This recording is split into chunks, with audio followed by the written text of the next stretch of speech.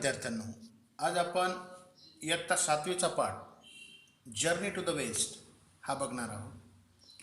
पश्चिमेकडील प्रवास या आशयाचा हा पाठ आज आपण शिकणार आहोत. हा पाठ 16व्या शतकात यो चेंग्स यांनी लिहिलेला आहे, परंतु प्रवास 7व्या शतकामध्ये झालेला आहे. या पुस्तकावर अनेक चित्रपट, काल्पनिक कथा प्रसिद्ध आहेत.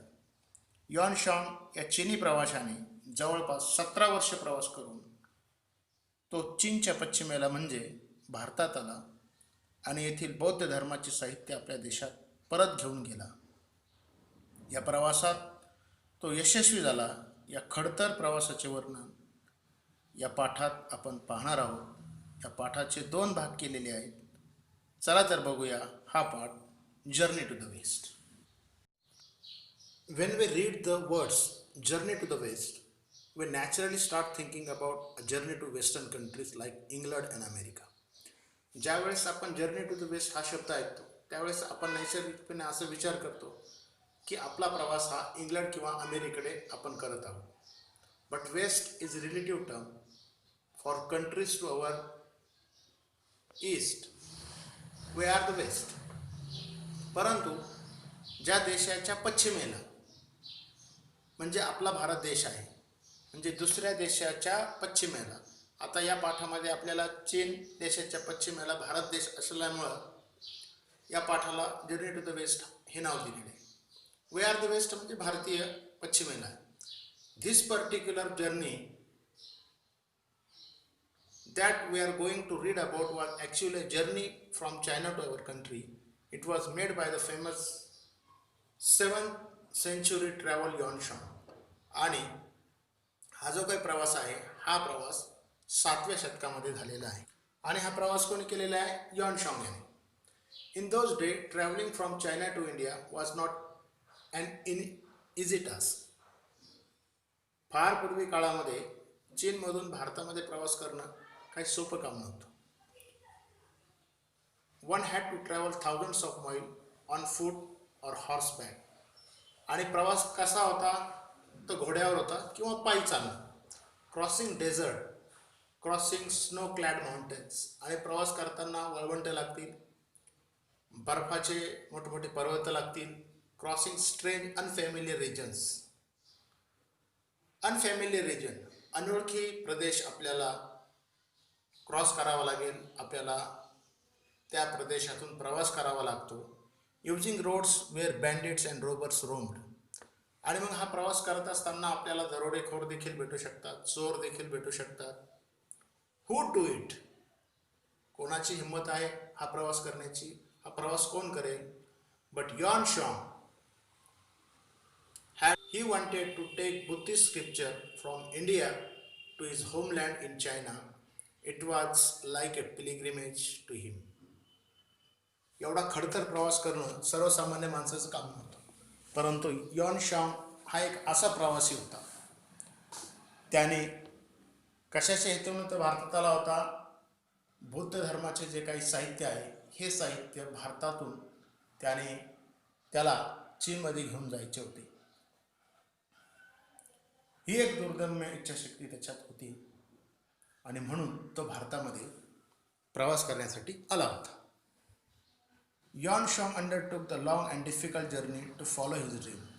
आणि खूप मोठा प्रवास त्याने कल्पिलेला होता, त्याला इच्छित होतं, त्याने त्याचं स्वप्न बघितलेलं होतं. फॉर 17 लॉंग इयर्स, जवळपास 17 वर्ष, he kept on travelling, suffering many hardships on the way. He traveled across a Gobi Desert, then along the Tian Shan mountain range. आणि 17 वर्ष प्रवास करत असताना त्याने जो काही प्रवास केला त्यामध्ये गोबीचे वाळवंट असेल, त्यानंतर टियान शान माउंटेन रेंज, हे प्रदेश तो प्रवास करीत गेला. And on along the silk road. आणि पुढं सिल्क रोड हा देखील भाग त्याने प्रवास केला. थ्रू रिजन्स दॅट आर नाव Kazakhstan, Uzbekistan, Afghanistan and Pakistan before he came to India. In India, he traveled many parts and gathered many important manuscripts. आणि खूप मोठा प्रवास, जवळपास 17 वर्ष प्रवास त्या यॉनशांग या चिनी प्रवाशाने केला. आणि या प्रवासामध्ये कझाकिस्तान असेल, उझबेकिस्तान, अफगाणिस्तान आणि पाकिस्तान आणि नंतर तो भारतातील बौद्ध धर्माचे साहित्य घेण्यासाठी तो भारतामध्ये आला. Home was also equally difficult, but Yuan Shang managed to reach China safely along with scripture.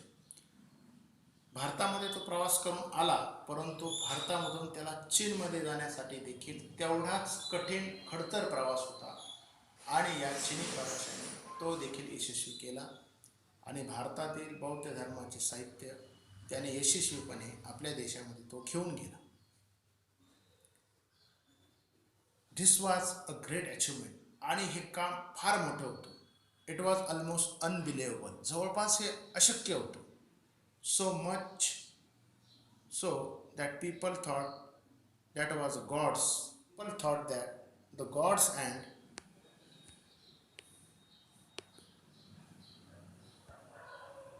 supernatural powers had helped Yuan Shang in his quest. आणि एवढं खडतर आणि कठीण काम असल्यामुळे लोकांना त्यावर विश्वास नव्हता आणि लोकांना असं वाटायचं की या प्रवासामध्ये त्याला निश्चितच कुठल्या तरी एका देवाने हा प्रवास करण्यास किंवा दैवी शक्तीने हा प्रवास करण्यामध्ये मदत केलेली असेल. This gave rise to many interesting form tales. आणि यामुळे अनेक वेगवेगळे प्रकारचे फॉल, काल्पनिक गोष्टी, दैवी दंतकथा या प्रवासाच्या संदर्भात निर्माण झालेले आहे. Centuries later an epic novel called Journeys to the West was written about this famous pilgrimage.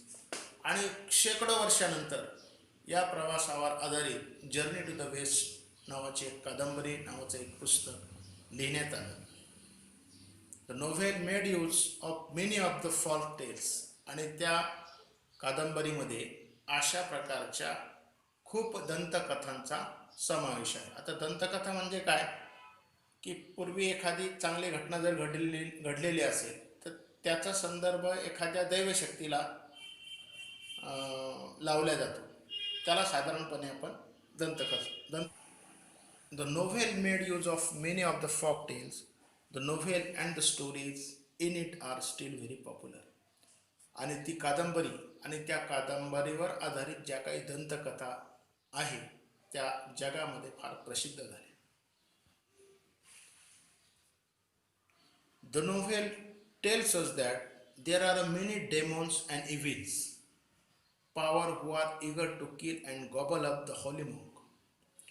आणि त्या कादंबरीमध्ये असं सांगितलेलं आहे की अशा खूप शक्ती होत्या की त्या शक्ती यॉन शॉंग च्या प्रवासाला अडथळा निर्माण करण्याचा प्रयत्न करीत होत्या. Who would save him? त्याला कोणी वाचवलं? Who would vanquish the demons? आणि त्या काही दुष्ट शक्ती होत्या, त्या दुष्ट शक्तीचा प्रतिबंध कोणी केला? When the Guardian deity, who is the goddess of mercy, has seen that she has assigned this task to 3 special people. बघा कोणती देवती होती, कोणती देवता होती त्याच्या मागे? गॉनियन डेटी. आणि तिनं असं ठरवलं होतं की हा जो काही प्रवास आहे यॉन शॉंगचा, या प्रवासामध्ये भरपूर अडचणी येणार आहेत, भरपूर डिस्टर्बन्स येणार आहे. तर यासाठी तिने 3 माणसांना नेमवलेलं होतं. He assigned this task to 3 special people. 3 माणसांना या गॉनियन डेटीने नेमवलेलं होतं. आता 3 माणसं कोणती होती ती? द सन योकॉंग और the monkey king. Jubazi or Pixie, and Shah Using or Sand Priced. These are the three people. आणि हे तीन माणसं होते की ते तीन माणसं या यॉन शांगला प्रवास करण्याच्या दरम्यान मदत करत होती. नाव this three character are no saints. परंतु हे जे काही तीन माणसं होते ते संत नव्हते. In fact though they all have supernatural power. ते जरी संत नव्हते तरी देखील त्यांच्यामध्ये दैवी शक्ती होती. They are non trouble makers.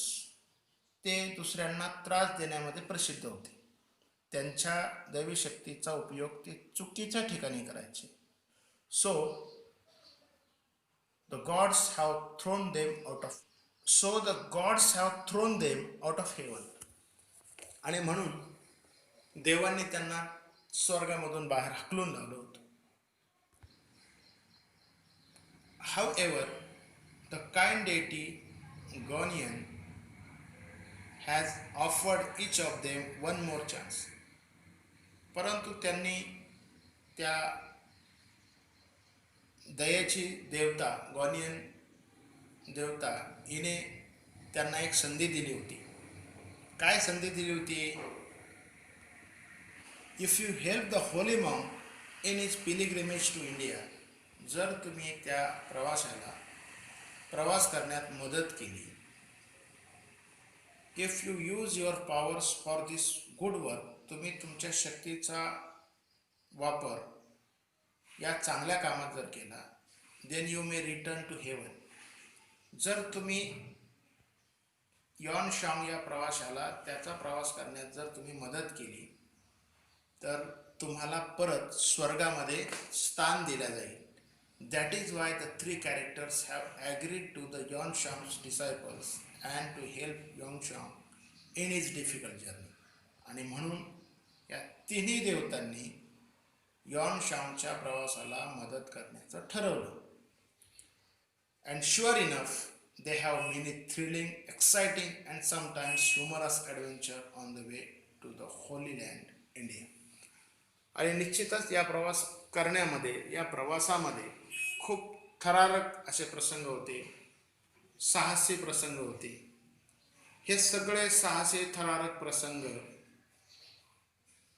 यांच्या ताकदीच्या माध्यमातून या यॉन शांगला ह्या तीन देवता प्रवास करण्यामध्ये मदत करत होत्या.